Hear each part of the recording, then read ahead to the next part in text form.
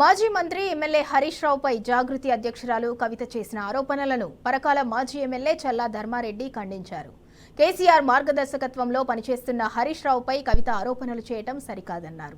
ఉద్యమంలో పాలనలో నేడు ప్రతిపక్షంలోనూ హరీష్ రావు అనునిత్యం కేసీఆర్ వెన్నంటి ఉంటున్నారని తెలిపారు. బీఆర్ఎస్ ఆవిర్భావం నుంచి పార్టీ పటిష్టత కోసం హరీష్ రావు ఎంతో కృషి చేశారన్నారు. ఇప్పటికైనా కవిత తాను చేసిన వ్యాఖ్యలపై పునరాలోచించుకోవాలని సూచించారు. పార్టీని విచ్ఛిన్నం చేయాలని చూస్తే బీఆర్ఎస్ పార్టీ శ్రేణులు చూస్తూ ఊరుకోరన్నారు చల్లా ధర్మారెడ్డి. మళ్ళీ కేసీఆర్ కావాలి, మళ్ళీ బీఆర్ఎస్ పార్టీ కావాలనే తరుణంలో కవితక్క గారు ఈ విధంగా మాట్లాడడం చాలా విడ్డూరంగా ఉంది. కవితక్కను మరి ఎవరు ప్రోత్సహిస్తున్నారో, ఎవరు మాట్లాడాలని చెప్తుంటారో, ఎవరి పంతన చేరి ఈ విధంగా మాట్లాడుతుందో కవితక్క గారు మీరు మాట్లాడే మాటలు 100% తప్పు.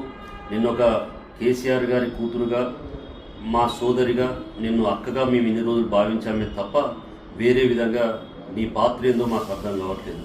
ఇలా కేసీఆర్ గారి వెన్నంటుండి కేసీఆర్ గారికి అనునిత్యము ఒక కుడిభుజంగా నిలిచి తెలంగాణ తీసుకురావడంలో ఆయన పాత్ర కూడా, హరీష్ రావు పాత్ర కూడా ఎంతో ఉన్నది. అది తెలంగాణ ప్రాంత ప్రజానికానికి కానీ, కార్యకర్తలకు కానీ, యువతకు కానీ, మహిళలకు కానీ హరీష్ రావు గారు అంటే ఎంతో అభిమానం ఉన్నటువంటి మన నాయకుడు. ఆయన ఈరోజు ప్రతిపక్షంలో కూడా బ్రహ్మాండంగా అసెంబ్లీలో తన వంతు తన పోర్షన్ను, మరి ప్రతిపక్ష పోర్షన్ను అందరికంటే భిన్నంగా, అందరికంటే ఇప్పటి వరకు ఉన్న ప్రతిపక్ష పార్టీల కన్నా కూడా నిలబెట్టి మాట్లాడుతున్న హరీష్ రావు గారిని మీరు మాట్లాడడం మాత్రం 100% తప్పు. ఒకవేళ నువ్వు విధంగా కనుక మాట్లాడుకుంటూ పోతే మేము కూడా మిమ్మల్ని ఎదుర్కోవాల్సిన పరిస్థితి వస్తుంది. గ్రామాల్లో తిరగలేనటువంటి పరిస్థితి కూడా తీసుకురావాల్సి వస్తుంది. ఇలా జాగృతి అని చెప్తా ఉన్నావు. జాగృతి పిల్లలంతా కూడా మరి మా బీఆర్ఎస్ పార్టీ నుంచి వచ్చిన పిల్లలే. వాళ్ళు ఇలా చాలామంది కేసీఆర్ గారిని ఇట్లా అనడం తప్పు అని చెప్పి కూడా వాళ్ళు భావిస్తూ ఉన్నారు. మరి ఇలాంటి దాంట్లో నువ్వు ఇలా పార్టీని ఎవరి మాటలు వింటున్నావో, ఎవరి మరి జాతీయ పార్టీలలో ఏదో ఒక పార్టీతోటి నువ్వు కుయుక్తు అయి మాట్లాడుతున్నావు అని చెప్పి మాత్రం ప్రజలు అంటూ ఉన్నారు. ఇలా నీకేదో ఆశ చూపిస్తే ఆ భ్రమలో పడ్డవు.